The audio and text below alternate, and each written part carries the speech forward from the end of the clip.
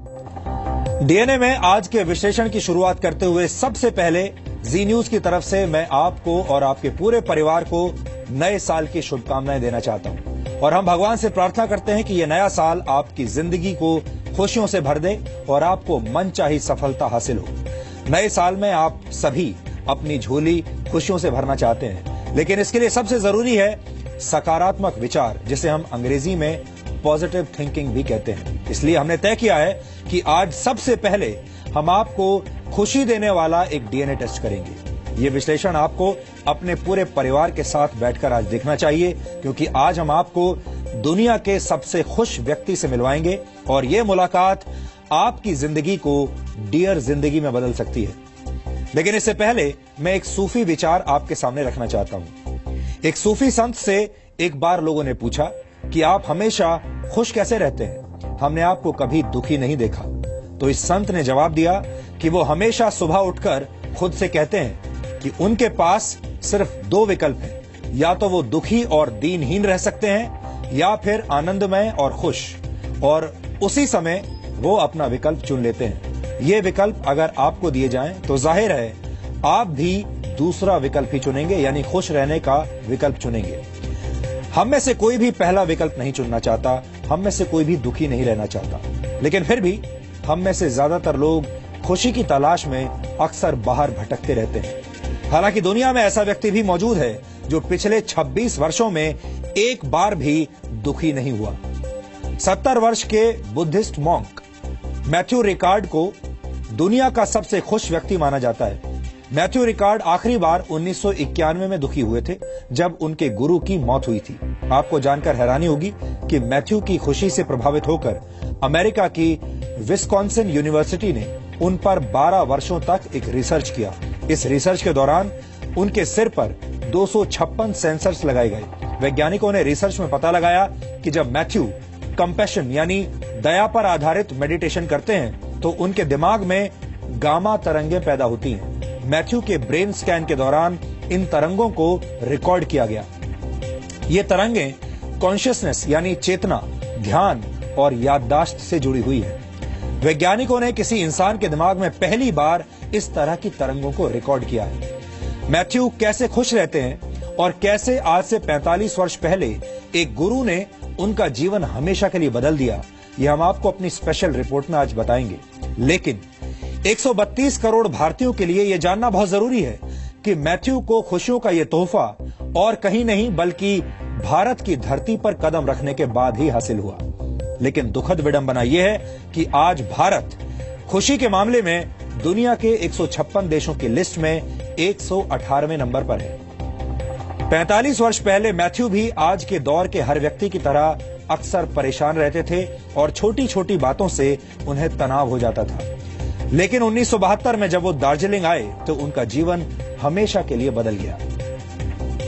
Matthew बौद्ध धर्म की पढ़ाई करने के लिए भारत आए थे और इसी दौरान दार्जिलिंग में उनकी मुलाकात गुरु कांगयूर से हुई और गुरु कांगयूर ने ही उन्हें हमेशा खुश रहने के तरीके सिखाए। मैथ्यू पेशे से वैज्ञानिक हैं और उन्होंने पीएचडी भी की हुई है, यानी बहुत पढ़े लिखे व्यक्ति हैं।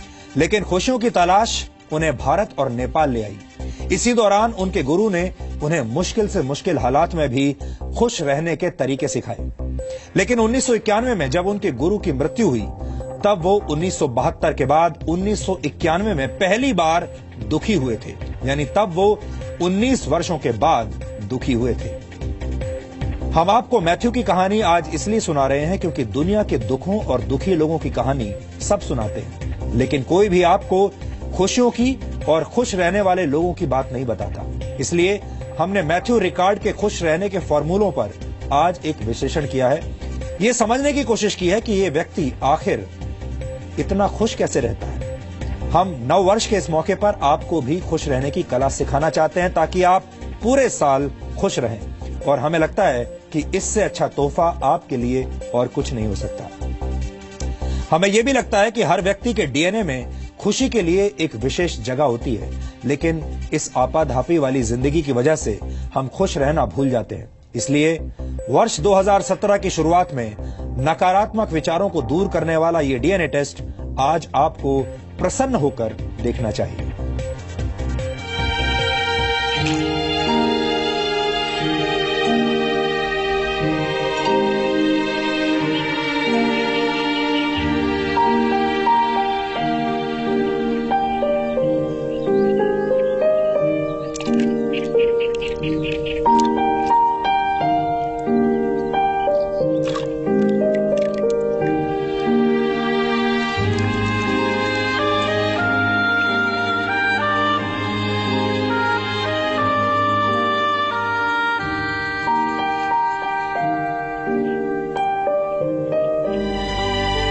आपने कभी किसी के दिमाग में खुशियों का नक्शा पढ़ा है?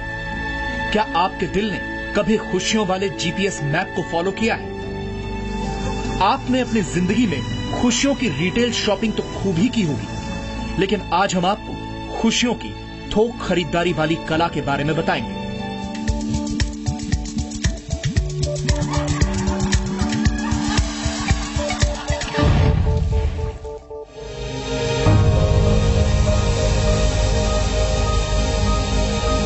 अगर खुशियां दौलत का पैमाना होती तो वैज्ञानिकों के मुताबिक फ्रांस के मैथ्यू रिकॉर्ड दुनिया के सबसे अमीर व्यक्ति होते।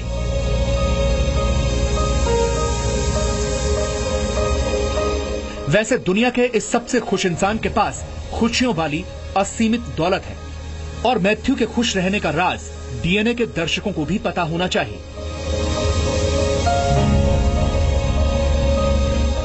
दुख दिमाग की देन है और खुशियां दिल की दौलत। मैथ्यू ने यह बात आज से 45 वर्ष पहले समझनी शुरू की और दिमाग से दुखों वाली चाबी छीनकर खुशियों के सागर में फेंक दी।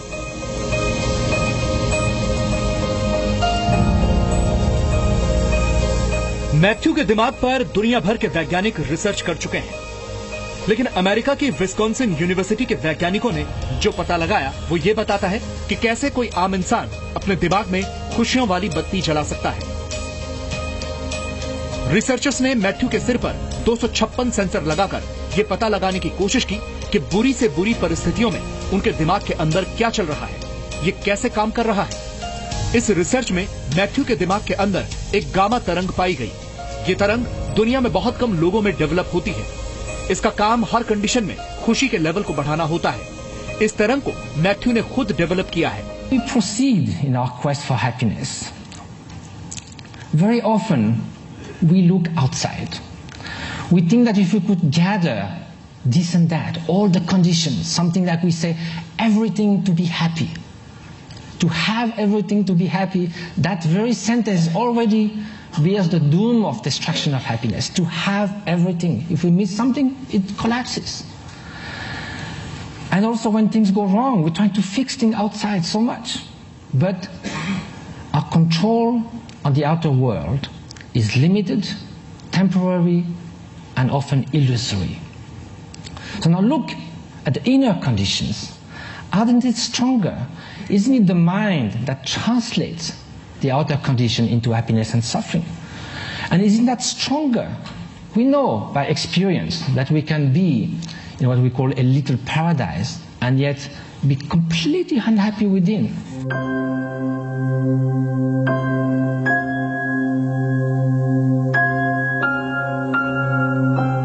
मैथ्यू ने इतने वर्षों के दौरान खुश रहने के कई आध्यात्मिक और वैज्ञानिक तरीके विकसित किए हैं। अब हम आपको मैथ्यू के खुशी वाले मंत्रों के बारे में बताते हैं। मैथ्यू का पहला मंत्र है, सुबह उठते ही पीले रंग की किसी आकृति को 1 से 2 मिनट तक आंखें बड़ी करके लगातार देखें। फिर आंख को 30 सेकंड बंद करके दोबारा खोलें और अपने रोजमर्रा के काम निपटा लें। अगर आप ये प्रक्रिया सूरज को देखते हुए अपनाएं तो सबसे अच्छा है। न्यूरो साइंस में पीला रंग खुशी और उम्मीद को रिफ्लेक्ट करता है। ऐसे में सोकर उठते ही इंसान के दिमाग में मौजूद हैप्पीनेस का केमिकल एक्टिव हो जाएगा। अगले कुछ घंटे दिमाग खुश रहेगा। इसी साइंटिफिक कारण के चलते स्माइली के इमोजी का रंग भी पीला रखा गया है। दूसरा मंत्र है, सुबह से लेकर शाम तक हर घंटे 10 सेकंड्स के लिए काइंडनेस एक्सरसाइज करना। इसके लिए अपनी जगह पर खड़े होकर पहले हाथ ऊपर करें, 10 सेकंड के लिए बॉडी को स्ट्रेच करते हुए अपने किसी सोशल अचीवमेंट के बारे में सोचें, नोट करें। मैथ्यू के सजेशन से गूगल ने इस एक्सरसाइज को अपने एम्प्लॉइज के मैनुअल में शामिल किया। दरअसल हाथ ऊपर करके बॉडी को स्ट्रेच करने से हमारी मांसपेशियां रिलैक्स मोड में चली जाती हैं। दिमाग इसे रीड करके फीलिंग केमिकल्स को नॉर्मल कंडीशन में ले आता है। ऐसे में सोशल अचीवमेंट के बारे में सोचने पर खुशी प्राइड केमिकल्स एक्टिव हो जाते हैं। मैथ्यू के मुताबिक इंस्टेंट खुशी का तीसरा मंत्र है अपने दफ्तर या घर में अपने सबसे करीबी लोगों की तस्वीरें लगाना। आप स्ट्रेस फील करने पर इन तस्वीरों को दिन में 2 से 3 बार देख सकते हैं। तस्वीर न हो तो सड़क पर चलती गाड़ियों या खिड़की के बाहर गार्डन की घास को भी देख सकते हैं। इंस्टेंट खुशी का चौथा मंत्र है डिप्रेशन यानी तनाव फील होने पर चॉकलेट और अखरोट खाएं। चॉकलेट और अखरोट में मौजूद केमिकल्स दिमाग के खुशी वाले हिस्से को सक्रिय कर देते हैं। खुश रहने के लिए मैथ्यू का 5वां मंत्र है हर घंटे मुंह खोलकर हंसना। अगर आपको हंसी नहीं आ रही है तो आप हंसने की एक्टिंग भी कर सकते हैं, क्योंकि धीरे धीरे यही एक्टिंग असली हंसी में बदल जाएगी। अब हंसने के क्या फायदे होते हैं यह हमें आपको बताने की जरूरत नहीं है। खुशियों का जो साम्राज्य मैथ्यू के दिमाग से लेकर दिल तक फैला है उसे आप भी अपनी सल्तनत का हिस्सा बना सकते हैं। लेकिन ध्यान रहे कि खुशियों का असली ठिकाना आपके दिल के अंदर है। खुशियां पाने के लिए जितना बाहर की तरफ दौड़ेंगे उतना थकेंगे, और जितना अंदर की तरफ आएंगे उतना विश्राम पाएंगे। ब्यूरो रिपोर्ट, जी मीडिया।